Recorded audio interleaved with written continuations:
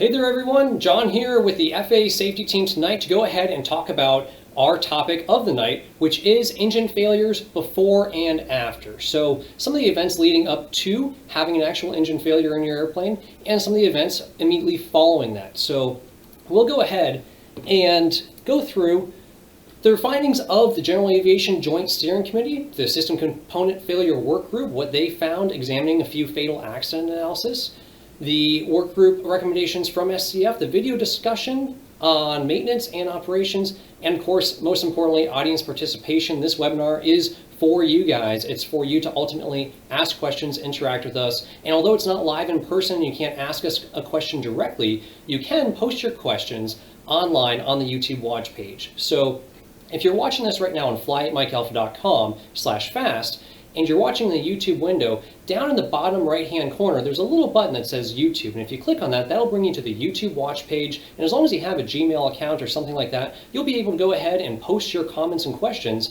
regarding everything we're talking about here and have some of those answered by our moderators as we go through and talk about all this stuff here.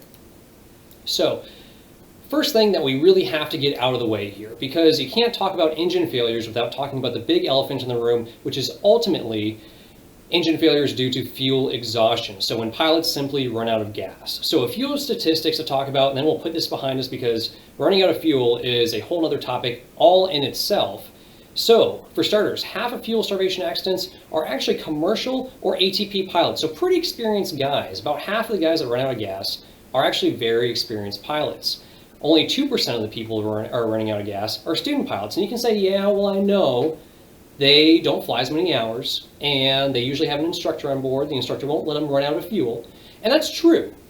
However, there is something to be said here for complacency and seeing how that leaks into the statistics. And we all say that complacency kills, and we're all aware of that, and that we are all very conscious to not become complacent in our airplanes. We always make a point of that, yet it's still happening to guys. So why is that? Well, you could talk a lot about why that is, but ultimately just be aware of it, that just because you have 250 hours or 1,000 or 10,000 or 20,000 hours, you're not immune to some of the other simple, silly mistakes that everyone else is making as well. About once a week, a pilot's having an accident, a true NTSB accident somewhere because of fuel either exhaustion or fuel starvation. So there's two separate things though, right? Fuel exhaustion, there's no more fuel left on the airplane. Fuel starvation. That means that there's fuel on board the airplane, but the engine's not running because it's not getting fuel. That could very well be because you have a complex airplane with maybe 2, 3, 4, 5 tanks on board, and you're trying to transfer fuel between wingtip tanks and inboard tanks and center tanks, and somehow along the line you get those valves confused and you starve the engine of fuel. And about 35% of the time, rather than having no fuel on board, guys do have fuel on board the airplane, but the engine's not running, they crash the airplane, they have an accident, and the bad news is there's still fuel on board that's going to spill everywhere, all over your hot airplane, hot engine, and now you've crashed your airplane, plus there's a lot of fuel involved. Not really a great scenario there. A few other little tidbits here. About 827,000 drivers last year ran out of gas driving their car. Not such a big deal, because you just kind of pull off to the side of the road and no problem. You just call AAA, they bring you some more gas.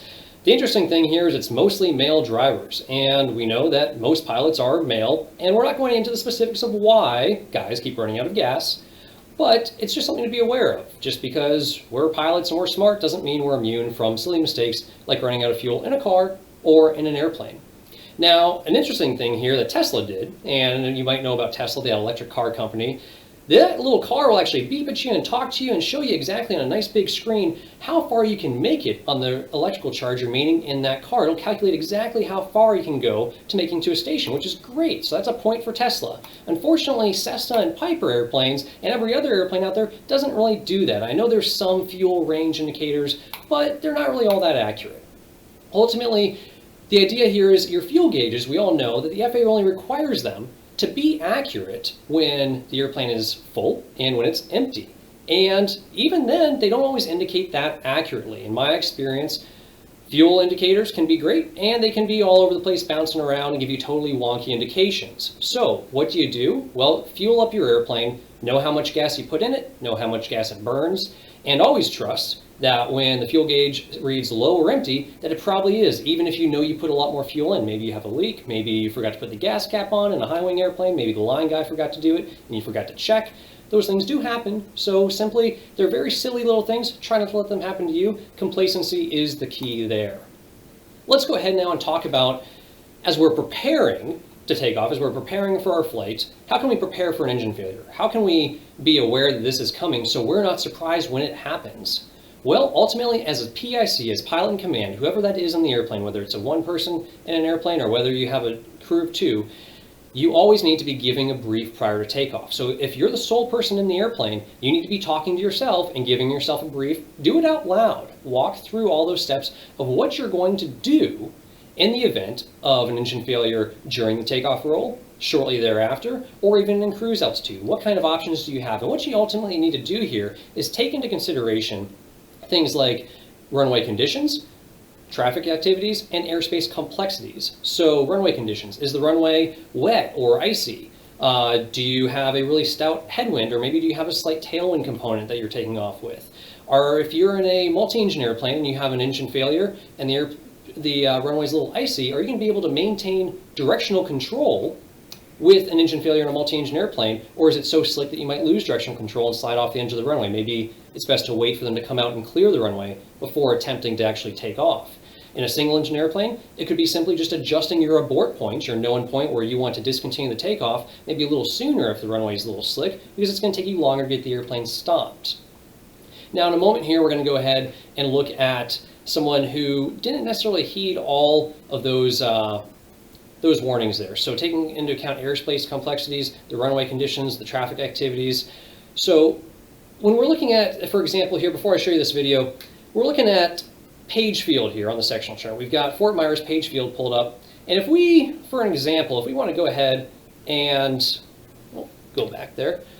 If we want to go ahead and fly over to Corkscrew Trace. So we want to fly down here to Corkscrew Trace. We're probably going to go ahead and go down south around the Charlie airspace. And this is something we're taking into account here, airspace complexities on departure in the event of an engine failure.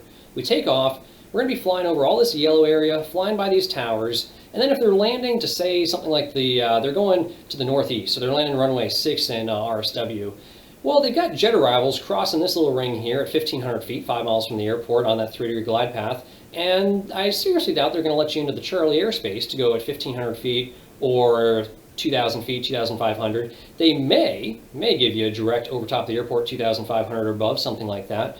But other than that, you'll probably have to avoid the Charlie airspace and go underneath it. Now, is that even legal? Did the FAA think about this and say, well, that's not really a great scenario to have an airplane take off and then flying over a bunch of houses and businesses and roads and towers at 1,000 feet? So our slide here tells us minimum safe altitudes. We're all familiar with this, and students often tell me, oh, sure, just 500 feet non-populated areas, 1,000 feet above high stuff in populated areas. It's a little bit more complex than that. So let's read this reg together here. Except when necessary for takeoff or landing, no person may operate an aircraft below the following altitudes.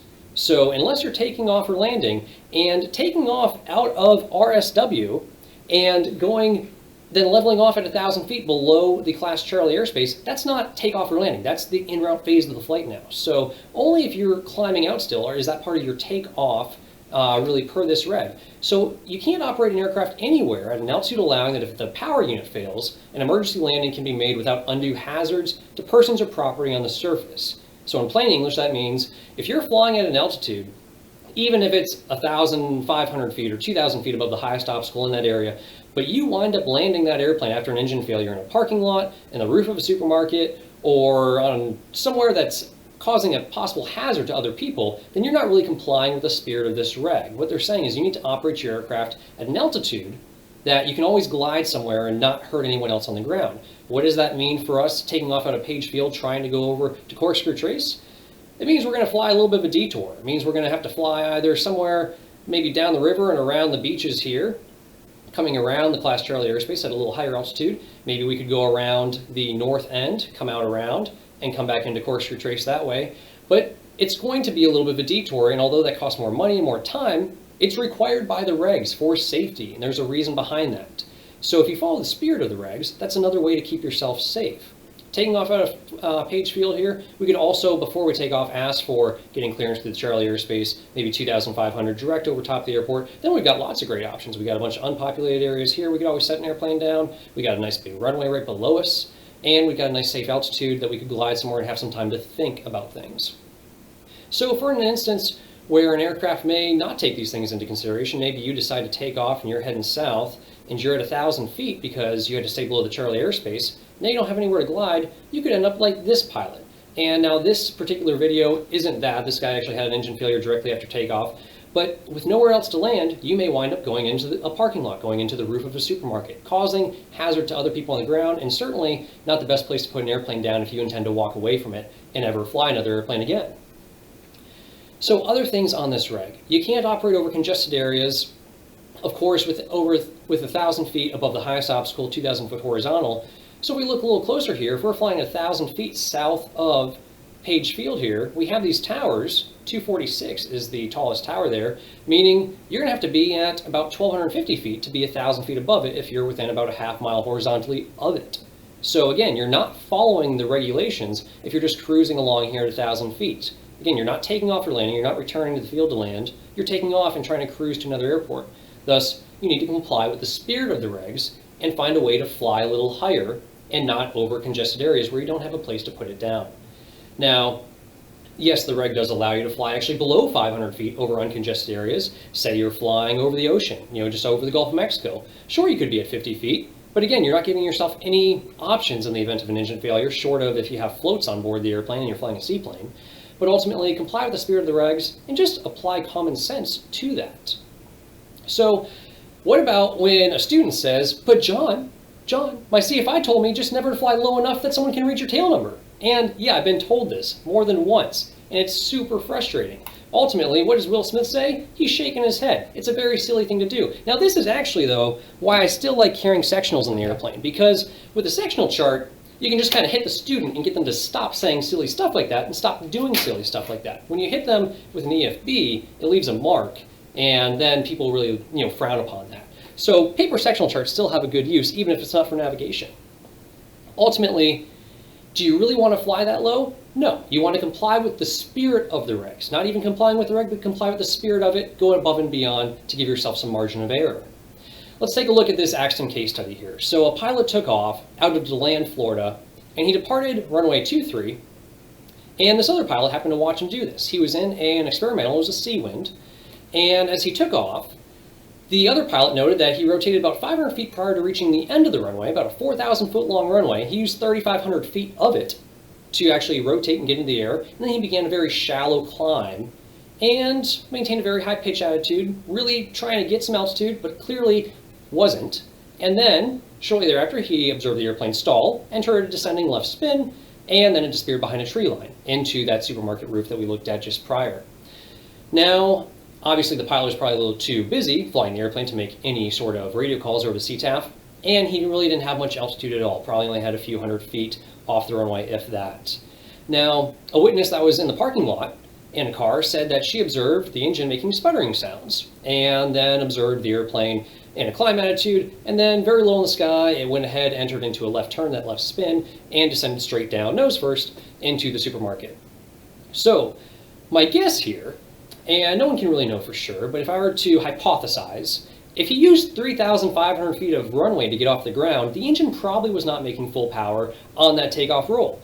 Be a great time to just stay on the ground. Instead, he got airborne, probably was hoping the engine might pick up. Maybe it's just a rough mag, maybe it'll clear out, so he burns up 1,000 feet, burns up 2,000 feet, and it's still not clearing up. And he's looking down the runway, and by the time he realizes, oh my god, there's only 500 feet remaining, I don't have enough time to get this airplane stopped without running off the end. I would hate to scratch my airplane, especially because this gentleman was actually trying to sell it at the same time, so he would hate to damage the airplane. So instead, he decides to take it airborne. Maybe he can kind of coax it back around, just kind of limp back around to the airport and land.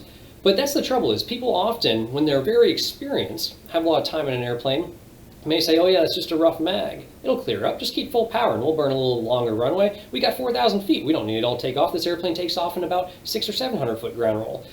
Don't do that. Don't put yourself into that trap. Stack the deck in your favor. Always have a way out. And unfortunately, this gentleman got into a situation where he didn't have any more ways out. So, It's nice that the FAA went ahead and also noted the heading that he came to rest down through the supermarket roof, because that's very pertinent to the investigation too. The pilot here, a little bit of background on it. He was about 60 years old, and he had ratings, single engine, multi-engine, instrument airplane, experienced pilot, very good pilot. I'm sure that he was a really good, great stick and rudder. And 450 hours, pretty decent amount of flight time. And he also had a passenger with him that day. That passenger had about 4,000 hours total flight experience, pretty good amount. So has a really experienced passenger with them, really experienced pilot. Yet somehow or another, they convinced themselves to continue the takeoff roll with an engine that wasn't producing full power and got airborne after a 3,500 foot ground roll. Most commercial airliners don't use 3,500 feet of runway to get airborne. And after that, unfortunately, impacted a supermarket. Now, let's look at a little bit more background on this. So that specific engine that was in there actually was in a fatal accident many years prior, and he had bought it and put it into that experimental airplane that he had built. Then the engine was overhauled in 2001, and in 2012 is when this accident occurred. Now, it's also interesting to note that the same exact airplane, a Seawind, had another engine failure, another aircraft in Sarasota. The gentleman who was trying to sell this airplane for the one that crashed into land actually, unfortunately, perished in an accident in Sarasota in a Seawind just before the probable cause report was actually finished by the NTSB. Now, the other interesting thing to note here is that same gentleman, who's about 70 years old or so, was on a demo flight trying to sell his personal Seawind to a gentleman from the Ann Arbor, Michigan area, and they took off of about a 4,000 or 5,000 foot long runway in Sarasota, and with the engine sputtering, and continued the takeoff roll, probably because under the pressure of trying to make a sale, trying to just say, oh, the mag will clear up, you know, oh, that's fine. But unfortunately got airborne, and probably about 100, 150 feet in the air, couldn't climb anymore, and got himself into a left-handed spin, impacted the ground nose down, slightly inverted, and in that particular incident, the pilot burned alive, and his passenger also perished from burns a few days later. So, 2 Seawinds, 2 engine problems, 2 partial power failures that ended in a very bad way. Now, ultimately, what I'm getting at here is before you take off, or during the takeoff roll, or shortly thereafter, or any time in flight, when you're driving to the airport, when you're opening the hangar door, when you're pulling the airplane out of the hangar, when you're taxiing out, when you're on the takeoff roll on the runway, or when you just departed, think about how the accident report is going to read, and how the guy wearing the goofy tie is going to talk about it a few years later on YouTube. Okay, how are they going to evaluate this? How is the NTSB going to see you? How are other pilots going to look at this if things go wrong? Try to write the accident reports yourself on the way to the airport, on the takeoff roll. How are people going to think about the events that led up to a potential accident if you ever got into one? So in this case, we're looking at it, we're saying, well, the engine was in a previous fatal accident due to a partial power loss that resulted in a guy dying. And then years later, same thing happened. And he continued the takeoff roll. He used more runway than a commercial jet to take off and did not reject the takeoff. And then he impacted the roof of a supermarket and unfortunately died. So obviously we can look at that and say, well, I would never do that. That's not really a good decision to make. Yet, at the time, he probably didn't see anything wrong with it. And I don't blame him. You can talk yourself into doing some pretty dangerous things in airplanes. That's okay. That happens. But it's important to recognize those traits in ourselves, those hazardous attitudes that we all possess, and try to counteract them. One of those great ways is to try to write the accident report before it ever happens. Think about how people are going to judge you and think about your actions. And if it seems silly or seems like not a good idea at that point, then maybe you should just not do it. Now, next thing in considering preparations for an engine failure, identify your V-speeds as part of that takeoff brief. Before you take off, think about your V-speeds. Commercial airliners do. We all bug them in commercial airlines. Complex airplanes, airplanes like twin-engine airplanes will actually, or jets, allow you to bug certain speeds. And G1000s, a lot of glass cockpit airplanes allow you to do that same thing now. So why don't we do that in our average airplane that looks like this, where there's no bugs available? How can we do that? How can we remember important speeds like VR, VX, VY, and most importantly, best glide? Well, ultimately, in the event of an engine failure, when you don't have a bug, when you don't have a visual reference there, say for example, VX is going to be 92 miles per hour on this airspeed indicator.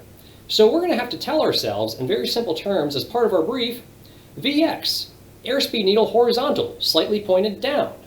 Airspeed needle horizontal or pointing up, bad. Pitch nose down, keep airplane flying. Those are the thoughts that you're going to have as a pilot because you're going to be too overwhelmed with an engine failure, and without having bugs available, like most GA airplanes don't, simply remember things like that. VY, that is 5 o'clock position. 5 o'clock VY, simply remember something like that. Or a needle pointing towards the knob. If needle not pointing towards knob, either pitch down, make needle go more towards knob, or pull back, make needle come up, like with the nose, and go back towards knob for VY. And best glide, of course, that's going to be a speed you're going to want to remember, but best glide changes with weight, best glide changes with wind conditions. And we're going to talk a lot about best glide here in just a moment. I'll go ahead and take a break from talking here in a few minutes and let you watch a very short video about best glide. Next, in preparing for this engine failure, what are we briefing ourselves on? Terrain and obstructions. Identify trees, power lines, and towers that you may encounter on departure. So let's go ahead and take a look here. How are we going to do that? How are we going to identify all these prior to departure? Well, we all have cell phones. Most of us have smartphones. We all have access to the FBO computer, and we all have access to Google Maps nowadays. So let's go ahead and take a look here. How are we going to do this? So bear with me just a moment here while I go ahead and pull up a new window for you. As you go to Google Maps, find the airport you're departing from. In this case, we're going to use Venice Airport as an example today. So we're looking at Venice Airport, and let's say we're going to depart runway 13. So we'll go ahead and spin this around, and let's take a look at what it's going to look like to us in our airplane when we're departing runway 13, and we potentially have an engine failure shortly after takeoff. So as we're looking down there, we can see, well, we got a lot of runway. We could potentially land again. We got a little bit of grass overrun. Now this satellite photo is not actually accurate anymore. But at that time, you had a little bit of grass overrun that you could land here and roll out into the grass, be all right. That sounds like a plan. Maybe some approach lights you might run into, but still a better idea than going into the intercoastal, if that's an option. What if you have an engine failure and you're a little too high and you're going to wind up in the intercoastal? That's not a huge spot of land to land in there, so maybe you're going to have to consider making a left turn towards the fairgrounds over here, where there's some space to put the airplane down. Maybe if you're even lower and you don't have that much altitude to work with, you might consider making the right turn and ditching in the intercoastal or along this sidewalk path here, although there are trees and obstacles to hit and signs, so maybe a water landing might be better if you can go ahead and swim out there if there's some boats to help you. Not a lot of great options if you're real low. Maybe if you got enough altitude, you could just go ahead and make the beach. Now, important to note here, because this did actually happen right here at Casperson Beach, if you are landing on something like a beach where people do gather, then take into consideration where people are on the ground. Make sure you're not causing hazard to people on the ground potentially. So how are we going to do that? Well, if there's a bunch of people lined up on the beach and you got to put the airplane down, consider maybe just bearing a little bit into shallower water, 2, 3, 4 feet of water, and landing the airplane in the water. Pop the door open first, go ahead and take your headset off, slide your seat all the way back, cinch up the belts, make sure the door windows are open, and don't have any cables around you, don't have the headset wires around you to get tangled up in. But consider, for the benefit of the people on the ground, maybe landing in the water where there's going to be a lot less people around, and then you're in shallow water. You're not going to drown, there's going to be people near the beach, they're going to come out and help you, it'll all be all right. Let's take a look here and say we're going to depart runway 5.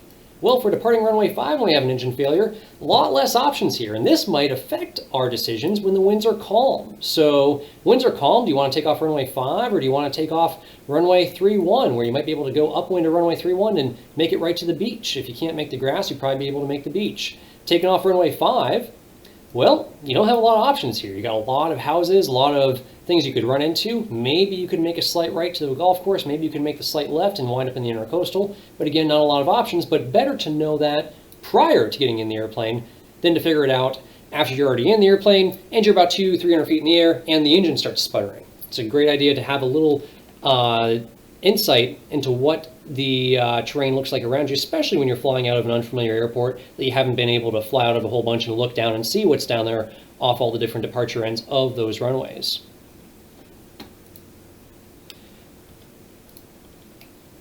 We'll go ahead and get back to our presentation here. So ultimately, identify those terrain and obstructions before departure, have an idea of where you want to put the airplane. That's really the end of that part of the brief. One of my most important things I could say to you is find an abort point. Have an abort point planned prior to taking off. So now if we look at the picture here to our right, this is often what a runway looks like to us when we are taking off. There's not a lot of really easily identifiable things like we have our airport diagram here. We can see all sorts of taxiways that we could use as markers. But when we look here, it's a little bit harder to find. So if you have a passenger in the airplane, ask them to be your guide, ask them to help you out, and point out any points that you've already set. So let's say you pick a point about 1,500 feet down the runway, because you know the airplane only uses about 1,700 feet on the ground roll anyways. So even with the worst conditions of a slight tailwind, high density altitude, and heavy, high gross weight, you still should be able to make it off the ground 1,500 feet. And if you haven't, then let the passenger go ahead and call out the abort point, and you make the decision to abort the takeoff roll. Now, one of the examples the FAA gives us, say you're going to agree to abort the takeoff if you haven't reached 70% of takeoff speed by the runway midpoint. Well, that's a good idea, but it's complicated, so here's the way I do it.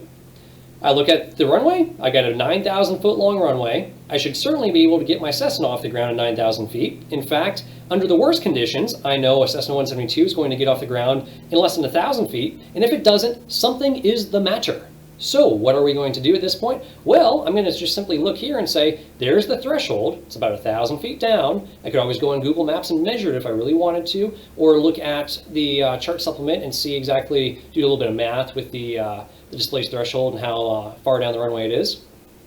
But I know I should be off before I hit the threshold. If I am not, then I'm going to go ahead and reject. And not because I need 8,000 more feet to get the airplane stopped, because there's no sense in taking an airplane flying if you doubt that it's producing full power and it's not performing the way it should. Airplanes perform to very specific standards. And if they're not, it's upon you, it's incumbent upon you to make the decision not to go fly and figure out why it's not performing the way you expect. Sticking to those prejudices of how your airplane should act under certain conditions is what will ultimately keep you safe. So, plan a point, stick to it, do not convince yourself to go past it because, oh, we'll be airborne in just a minute, and make it easy to see. Pick something identifiable like a taxiway, like a crossing runway, like crossing a threshold if you're taking off from a displaced threshold, and use your passengers to your advantage. Use that CRM, that SRM, use all those resources to your advantage to help people, or have people help you identify where you are on the runway environment and when you should reject or abort a takeoff. Next, this is one of my favorite little tricks because a lot of students are not familiar with it, maybe more experienced pilots are, but do a static RPM check every time before you take off. It doesn't have to be hold the brakes, apply full power, and tear up your prop as you suck all that dirt and debris and stones and loose gravel into it.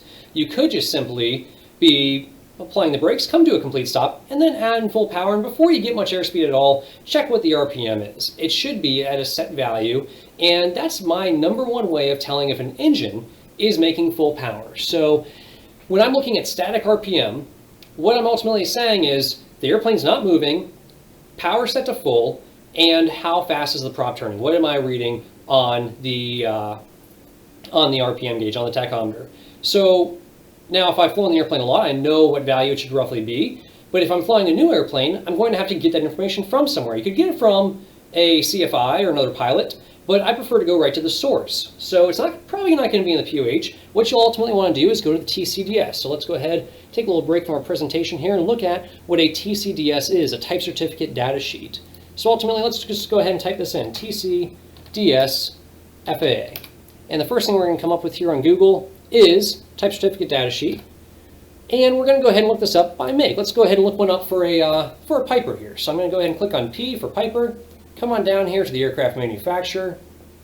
And what do we have here? Piper aircraft. Let's say we're flying a Warrior today. So a PA-28-151. Let me go ahead and find this here. PA-28-151. There it is. We click on it. And here's our TCDS number, our link. We're going to click on that. That opens us up into, oh, there we go. Click on that guy again. That brings us to this page here. So this is a type certificate data sheet for all these makes and models, for a Cherokee 140, the Warrior, all these different things. So we want to find that PA-28-151. So let's go Control F, PA-28-151, and find where this is. All right, so here we go. Let's say we're flying a 1976 airplane today. So I look here, serial number. I know that 1976 is going to start with 76. So this is valid for the model we're going to be flying. Here's the engine it should have. Here's the carburetor part numbers. Here's the fuel it should take. For all operations, the RPM should never exceed 2,700 RPM. That's 150 horsepower. Obviously, the airplane's not making 150 horsepower at 2,200 RPM, despite the throttle being set to full. It's only going to make 150 horsepower at the max rated RPM. And here we go. This is what I really care about. Propeller and propeller limits. So we have a Sensenik installed on this airplane, let's say, and it's a, the number on it is M74DM6. We check that. Maybe we look in the prop logbook and we confirm that. You probably have to pull the spinner if you really want to look at the actual propeller. And it tells us here, static RPM at maximum permissible throttle setting should not be over 2,375 RPM. So if you're sitting there with the brakes on, or a brakes released but the airplane's not really moving yet, throttle set to full, should not spin more than 2,375. So if you're seeing indications like 2,400, 2,500 RPM, the prop is probably pitched wrong. It's probably the wrong prop for the airplane. The prop is worn a whole bunch, or actually most likely your tachometer is just wrong. Tachometers often can be off by 50, 100 RPM. So here's the really important part, not under 2275. If I get into an airplane and I set full power and I don't get the static RPM that is on this type certificate data sheet for that airplane, I will not take that thing off the ground. I won't even get more than taxi speed with it before I pull the throttle back, take it back into the hangar, back over to maintenance, and figure out why that is. I'm going to do a lot of research into why this thing's not making the power that it should. Now note here, the diameter of props, I don't know if you know this or not, but not over 74 inches, not under 72 inches. So they can actually vary quite a bit because props wear out, they just do. And as you get dings in them, mechanics, it's okay for them to go ahead and file them down, make them a little smaller, but that's ultimately what we're looking for. Now, notice here that our minimum is actually 2,300 RPM if we have a Macaulay prop. So you'll want to find out what type you have, look in the prop logbook, and look at the model number, the serial number on it, figure out what it is you got, and make sure that their airplane is making good power before you even get in the air with it. Other things I like to do besides just the static RPM check, during the run-up, I want to go ahead and when I check carburetor heat, maybe I'm set to 1,700 RPM, 2,000 RPM, I check my carb heat. I don't push the carb heat back in, I actually keep carb heat on, and then I pull the throttle all the way back to idle. And as that throttle comes all the way back to idle, if the engine starts to run really rough or if it conks out on you, well, guess what? That's the landing configuration. You're coming in with carb heat on, power at idle, right? That's a really bad idea to go fly then if the engine can't even run like that. So going back to my prior pilot training, I probably had about 5-6 hours in my logbook. I remember coming in on an engine out procedure to a little grass strip, and as I'm coming down in the flare, I got carb heat out, as I should in a little 152, power at idle, and the prop comes to a nice stop. It runs real rough and then comes to a stop. And I go ahead and land the airplane. Don't think much of it because I was a student pilot. I'm used to boats and go-karts and dirt bikes and things like that quitting on me, so I went ahead, just shut off carb heat, pushed the throttle in about a 1/4 inch and bumped the key and fired back up. And right as I did that, I felt this little pain on the side of my head as my flight instructor was smacking me because the airplane was still moving and I wasn't using a checklist to accomplish any of that. So, and of course, we also went ahead and figured out why exactly the airplane was doing that before we went flying again. I was ready to just go ahead and take back off. I didn't know any better as a student pilot, and unfortunately, some really experienced pilots don't know any better either. So that's another thing to do. Check the carburetor heat, power at idle, throttle at idle, with carb heat on the ground before you go fly. Make sure that engine's going to keep running, and be aware that if it's running real rough, just because it is running, that's not a good sign either. Think about if you can go ahead and advance the throttle. Go ahead while you're sitting there doing the run-up in the run-up pad. Bring the power up a little bit, bump it in, and see if that makes the engine conk out while the carb heat's still on. If it does, that's what's going to happen when you try to do a go-around. So if you got an airplane that pulls out in front of you, a truck that pulls out in front of you, and you go do a go-around, well, that would be a really bad day because now your engine's quit and you've committed to where you're going to be landing. Next thing I do when I'm actually on the runway and I set full power for takeoff, as I release the brakes, I check gauges in the green. I teach my students that when you're doing a short field takeoff, you're not holding the brakes on there and going full power just for the sake of getting the engine up, spooled up, so you have full power as soon as you pop the brakes. You're also checking that the gauges are in the green. Oil pressure, temperature, fuel flow if you've got it, any sort of gauges that are going to tell you the health of the engine. They should all be green, and if they're not, just don't even bother going flying. But I always make that check. Gauges green, airspeed's alive, static RPM on the takeoff roll. So from the second I'm on the runway and apply full power, I make sure my gauges are green, I got the right static RPM, and everything's looking good there. And then of course I want to see airspeed come alive somewhere around 40-ish miles per hour, 40-ish knots before I get that airplane airborne. Now the other thing to note here, just when you're doing a pre-flight, we'll take a quick look at this little video here.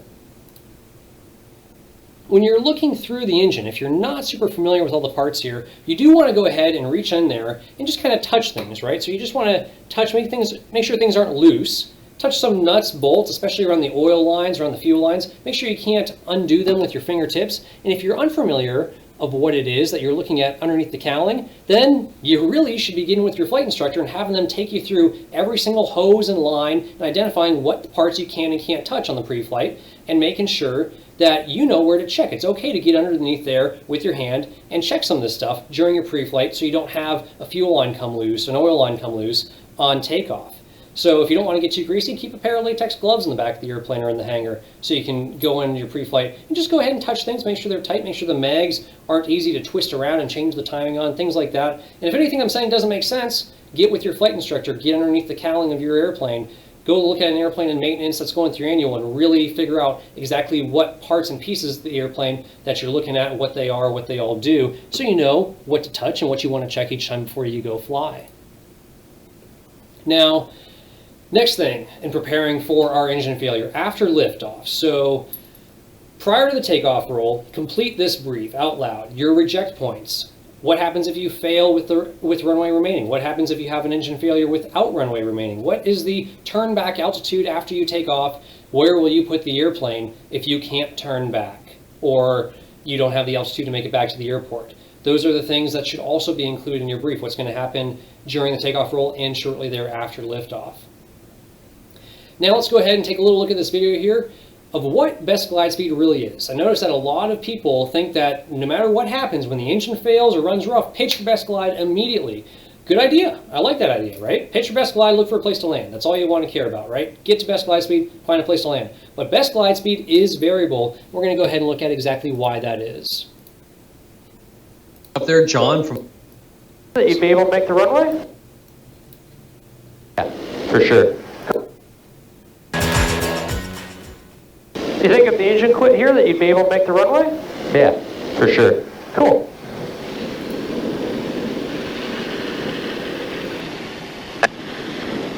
All right, let's see what we got. We got a pretty stout headwind. Pretty stout tailwind, so I would start turning. Yeah. Spanish traffic, Cessna 183 Alpha Whiskey, that's Suncoast, and we're going to taxi to All right, we got Charlie everything via, full power. Everything's good. Aim for those numbers. Aim for that threshold. Not the EMAS, Yeah, aim for the threshold. Good. Keep that speed right around 90. I got 80, your radio for you. 85. Venice traffic, Warrior 86 Echo, simulated engine out to runway 31, left base to 31, Venice traffic. Keep that nose low. You got a really good headwind now. Keep it a little faster than 90. You're going to have to make the runway. Yep. Best Even glide faster than your... A little faster than best glide. That's right. Yep. If you fly best glide, it won't be technically your best glide speed. So I a little faster. still got flaps to go. Yep. It'll probably be a no flap landing. Keep that nose lower. Keep No flap landing? Nose. Yep. Keep lower. You don't want to put 25 in? Well, we'll see Just where we slow wind up height-wise. Keep lowering that nose. Lower that nose. There you go. Nice. 95 to 100. Perfect. Get established over the runway. You can go 10 flap here. Go your first notch. Now you go ahead, start flying a little bit more normal speed, 95 to 90. Go second notch. Good. Look down that runway. Look down the runway. All the way outside. There you go. Keep her coming down. Keep her coming down. Start to flare. Hold her off. Hold her off. Very nice. Sweet. Flaps up. Clear right. All right. Clear left.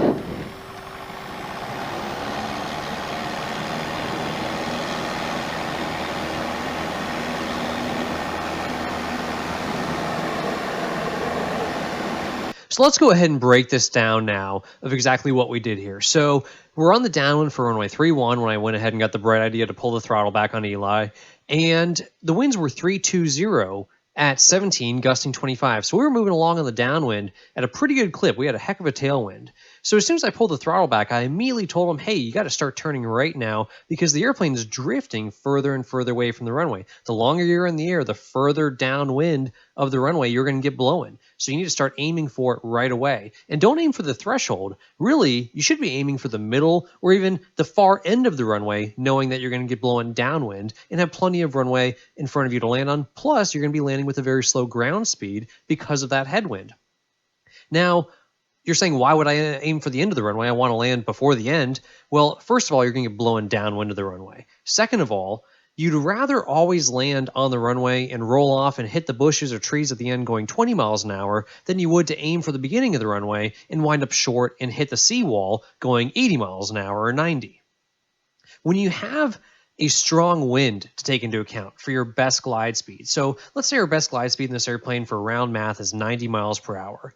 So instead of flying 90 miles per hour, as a general rule of thumb, I'll usually add about half of the wind factor. So with the wind about 20 knots, I'll add about 10 knots to that. And the reason is, imagine your best glide speed is that 90 miles an hour that we were talking about. Imagine you're going into a 90 mile an hour headwind and your engine quits. And so you immediately pitch for 90 miles per hour like your instructor told you to, and you aim for a field.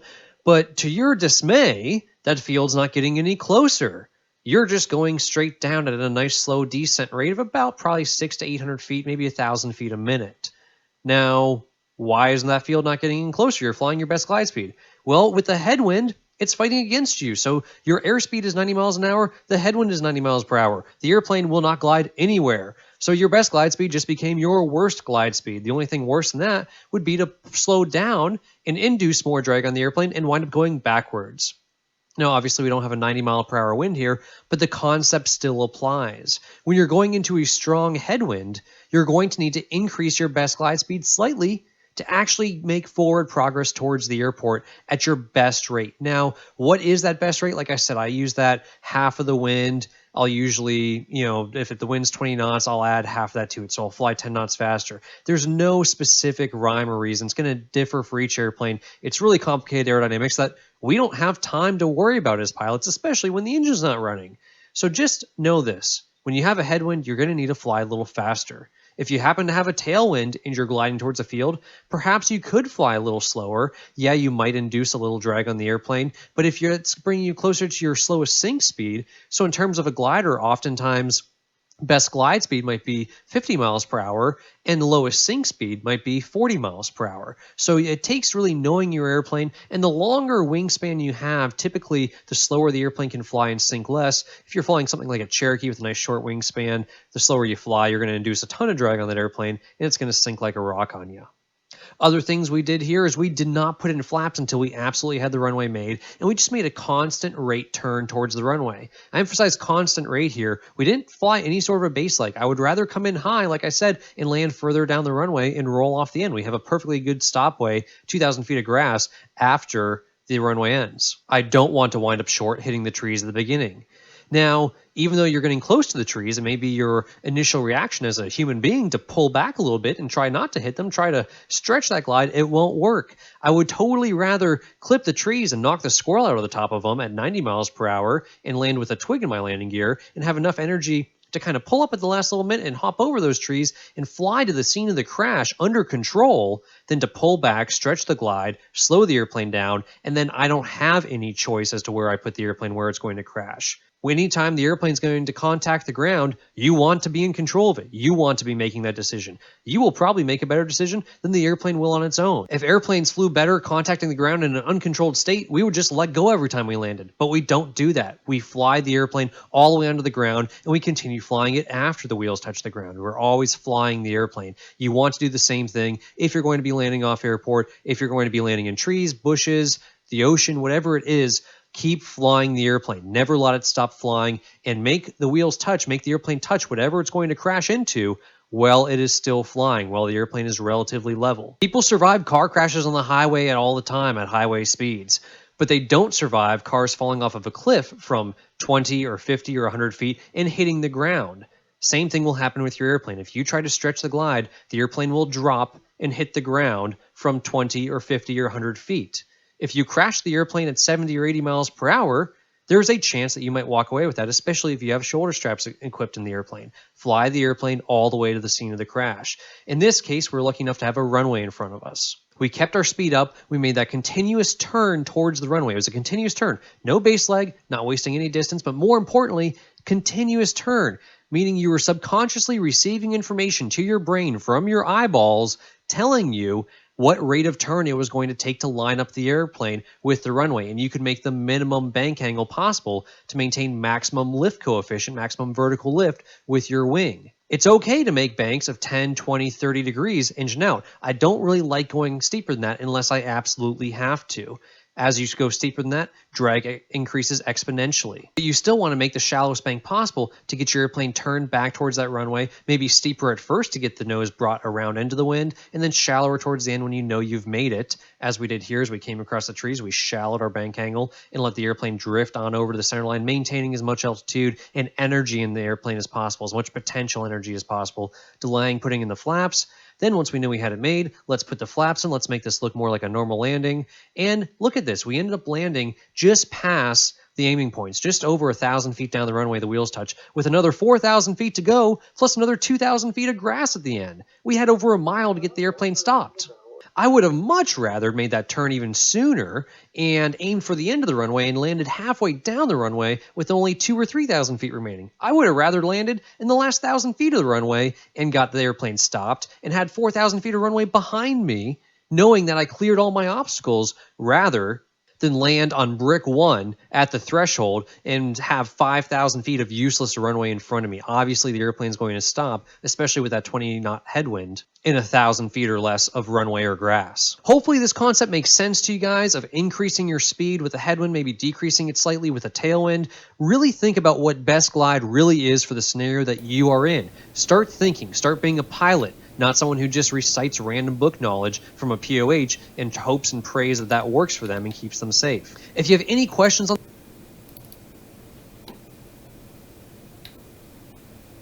Alright guys, so getting back to the presentation here, hopefully that explains to you a little bit about what best glide speed really is and how it varies with certain conditions like weight, like wind especially. How are you going to get to where you want to put the airplane after the engine has failed?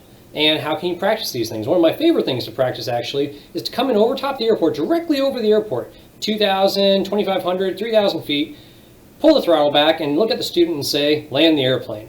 And a lot of times they have a really difficult time doing it because they can't quite seem to find a way to position the airplane into a relatively known spot on downwind and maybe just slightly above pattern altitude on the downwind and make a relatively normal pattern, make a relatively normal 180-degree power-off landing. They always seem to try to fly around to either fly a longer downwind and one short of the runway or position the airplane somewhere that just totally doesn't make sense and never seem to actually get the airplane on the ground where I would like to see them do it. So at least the first time. After a little bit of training, they usually nail it just fine. But the biggest takeaways here, guys, if you have a strong headwind, you're going to have to fly a little faster. And always aim, if you got a field, aim for the middle of the field. Aim for maybe a little bit further down that field. Don't be aiming for the beginning of it, because if you wind up short, it's going to be a really bad day. If you wind up a little long, well, you can hit the trees. You can try to pick a hole between two trees and let the wings take the brunt of the impact, try to protect the fuselage, protect the nose of the airplane, and get the airplane to ultimately hit something going a little slower than it would if you were hitting trees at the beginning of the field when you were coming in at 70 or 80 knots.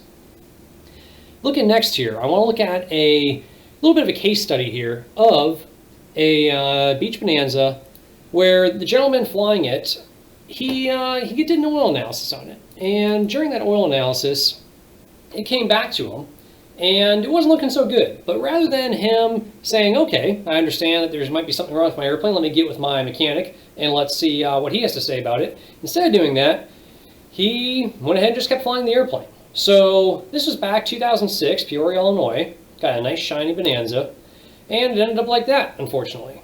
So how did this happen? What were the events leading up to this engine failure? Well, it all started about 2.5 years prior. So ultimately, back in 2006, he managed to put this thing into a field, and luckily he walked away from it.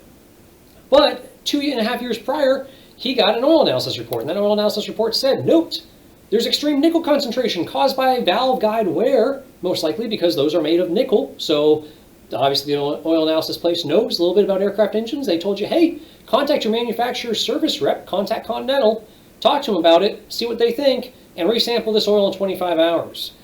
Unfortunately, he didn't do that. What he did is he just kept flying the airplane. And about 2.5 years later, and 300 flight hours later, he ended up in a field with the airplane on fire. The airplane was totaled, and who knows, maybe that was his plan. Maybe he wanted the insurance company to buy him a new engine. Either way, it worked out for him. He lived and got a new airplane out of it. I'm sure insurance company had to pay out for it. Not really the best idea, though. Could have been a lot worse, and it's just not very prudent when you get something like, hey, there's something wrong with your engine, man. The nickel's really high. to then totally ignore it. Why'd you even pay for the oil analysis report in the first place? Don't get into those habit patterns of, oh, you know better. Like, a lot of times we don't know better. There's a lot for us to learn. We're always going to be learning. Even if you're an ATP with 30,000 hours, you're always learning. So really have that mindset. And when somebody warns you, even if it's someone you think is really unintelligent or really inexperienced, maybe think about it for a sec. Maybe they're totally off base. Maybe they got a valid point. Ultimately, when they went ahead and examined the engine, what they found is that the valve guide, the distance between the valve guide and the outer diameter of the valve stem was measured at 0.019 inches, so 19/100ths of an inch, and the maximum allowable per the Continental Motors overhaul manual is 6/1000ths of an inch, so a little over 3 times the allowable valve guide, where all this guy would have had to do is pull the airplane into a maintenance shop, say, hey, here's what my oil analysis says. They would have popped the cowling, popped the valve covers, on all 6 cylinders to take a look at it, probably popped the valve springs off, and then just grabbed hold of each little valve and kind of wiggled it and seen which one was super loose. And then they said, okay, well, this one's super loose. Probably pull that cylinder, take a closer look at it, make some measurements, and then probably could have replaced the cylinder, and for about $1,500, maybe $2,000 with the cylinder and labor, could have had the airplane in tip-top shape, kept flying for thousands more hours. But instead, he made it 2.5 years, 300 flight hours later, and probably had a little scary ride along the way. So ultimately, let's take a look at what this looks like from inside the cockpit. So it's actually a different case here. It's not the exact case that we just talked about. But what does this look like when you have an engine failure? This happens to be another Bonanza. So he's got oil in the windscreen. He's got nice vibration going there. He's got some people on the back, which is pretty nerve-wracking. And luckily, this guy happens to be somewhere in the country, not quite sure where this was, but where there's lots of options around and lots of fields, lots of flat space, and there happens to be an airport right in front of it. The one thing I really want you to pay attention to though is the rock's still windowing, and there's oil all over the windscreen, so obviously the oil's leaking. It means very hot, because it failed to be producing an extraordinary amount of heat, given the extra friction, giving the airbags, tons, something like that. Now the engine's making all sorts of heat, plus you have an oil leak. Luckily, he's put it down, he's making it to the runway, and he's going to have a positive outcome here. Guy's able to land the airplane, gets it on the ground, but note all the engine vibration, note the possibility of having extreme heat coming from the engine with oil, the possibility of fire. So this one ended well, and we'll take a look at another example here.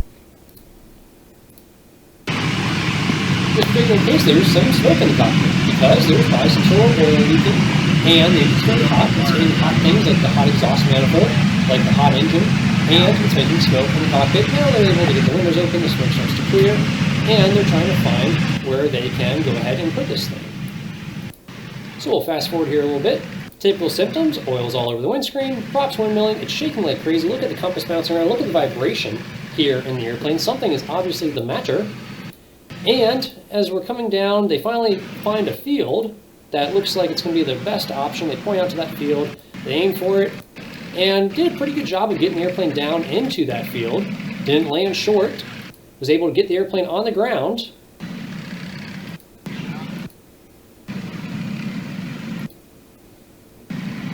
And watch what he does here as he gets the airplane on the ground. So they get the airplane onto the ground, do a very good job of it, still have flying speed, still have speed in the airplane, can't get it quite stopped in time, and there's some trees around. So what do they ultimately do? Well, he does what we just talked about. Finds a way to try to feed that airplane in between trees, tries to let the wings take the brunt of the impact, protect the fuselage, let the fuselage keep going, and ultimately tries to have a positive outcome here. Now, obviously a very scary time, it's going to hurt, they got banged up a little bit, but better than hitting the trees going 80 or 90 when they were first crossing into that field.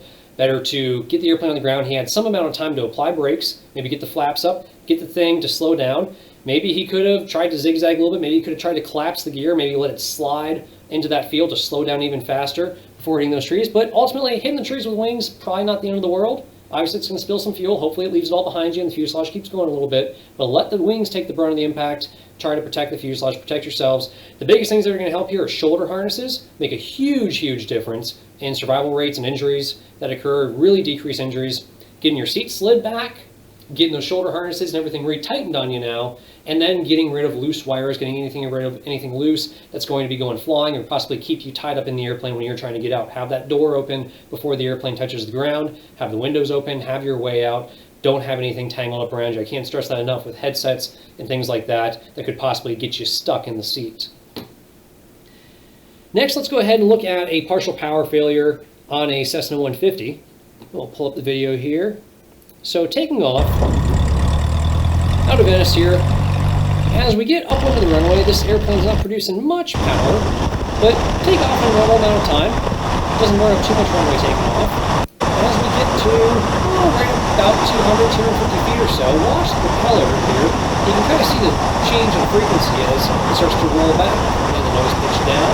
As you start to lose that power, it kind of comes back and surges a little bit. The engine is surging back and forth, and now it's time to find a place to put this airplane because you don't know how much longer this engine's going to keep running. It's making some power. You immediately start that left-hand turn. The EMAS was a really great option because you don't really want to go tear that up.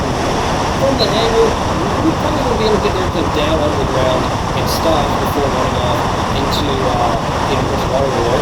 So over the fairgrounds here, but the engine's really a partial power failure, so it's being coaxed around. You've got the fairgrounds made.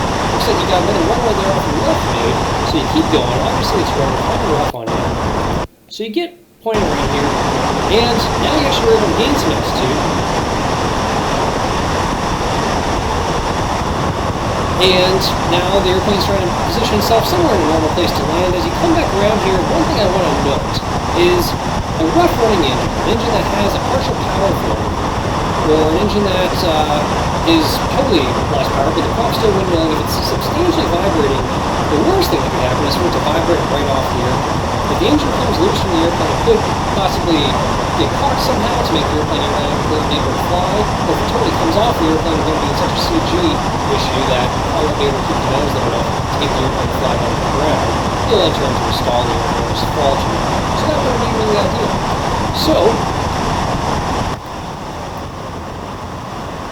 let's go ahead and take a look here over to, as we come back around here, engine's still running rough, and ultimately at some point decide, okay, it's better to pitch up here a little bit, get that prop to stop windmilling, and the vibration stops. Now we don't have to worry about generating any sort of really extreme heat, generating some sort of an engine fire.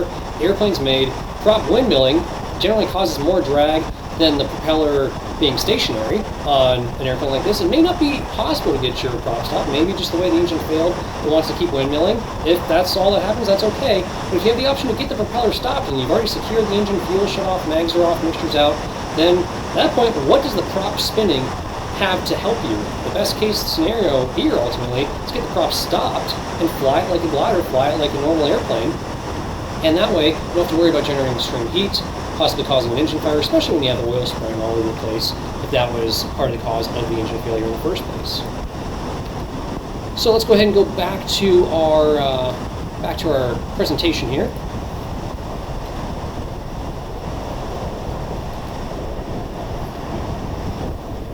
Let's take a look at this little scenario here. During a planned engine failure, so what if someone's expecting an engine failure? Well, this particular flight instructor, during a flight review, went ahead and decided to cut the left engine on a student during the takeoff roll by pulling the mixture back.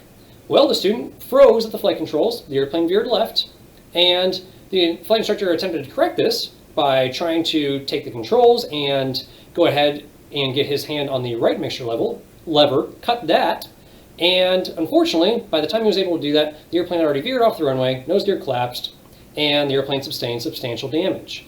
So what's my point in bringing this up? Even when at least one person in the airplane was expecting the engine to fail, they weren't able to get a positive outcome of it.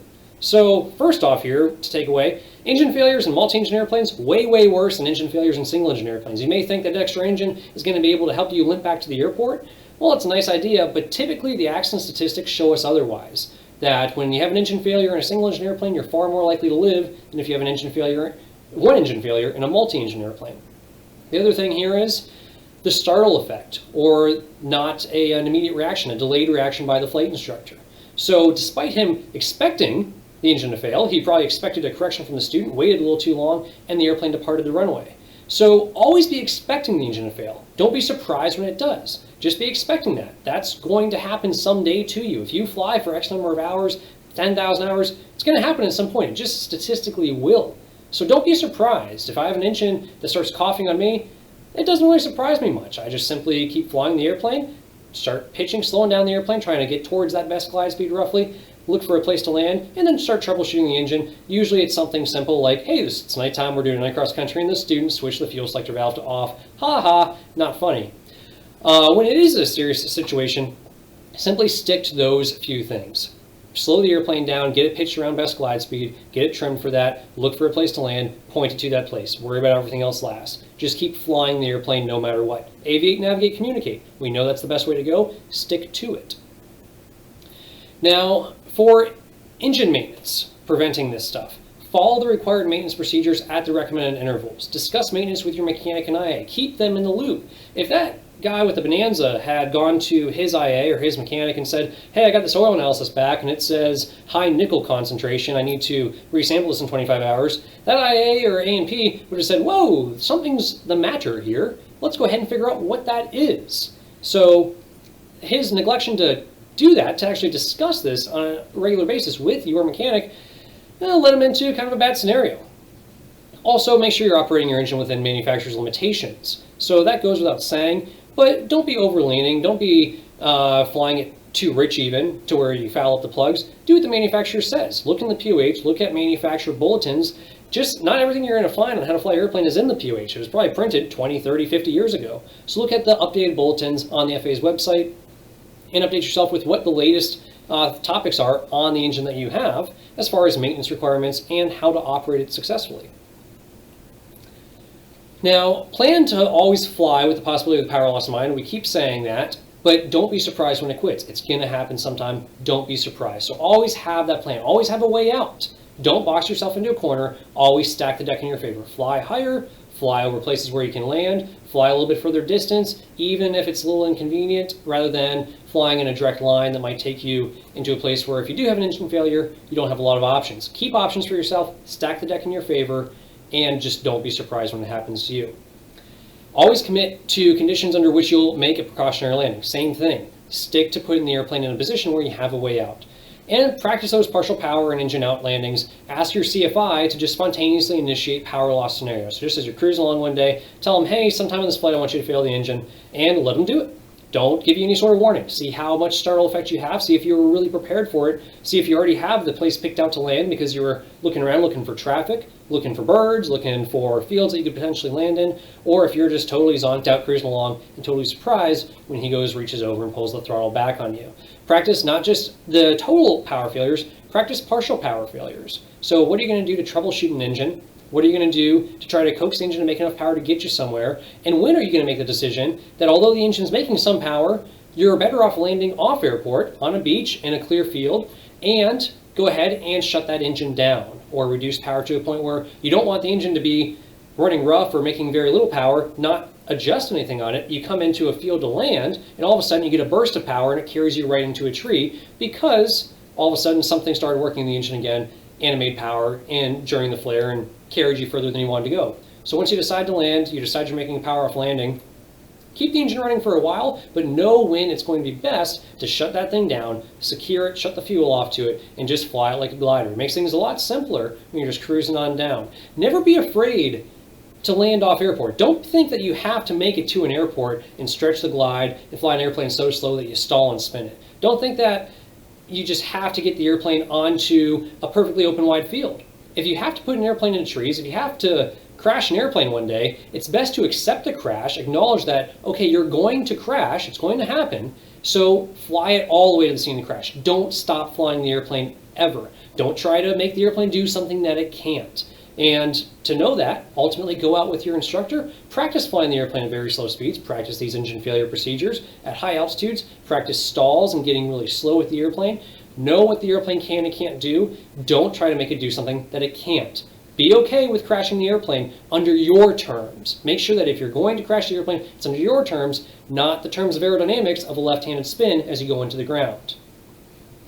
Ultimately, that's mostly what I've got for you here. After the engine fails, remember, best glide speed and find a place to land. That's the really simple part. Once the engine fails, don't worry. Your life just got way easier. You don't have to worry about making it to your lunchtime. You don't have to worry about making it to your meeting. You don't have to worry about anything. You don't have to worry about, where you're going to get gas next. The engine quit. You don't have to worry about anything except flying the airplane and then picking a place to land. Maybe troubleshooting the engine or securing it for that off-airport landing.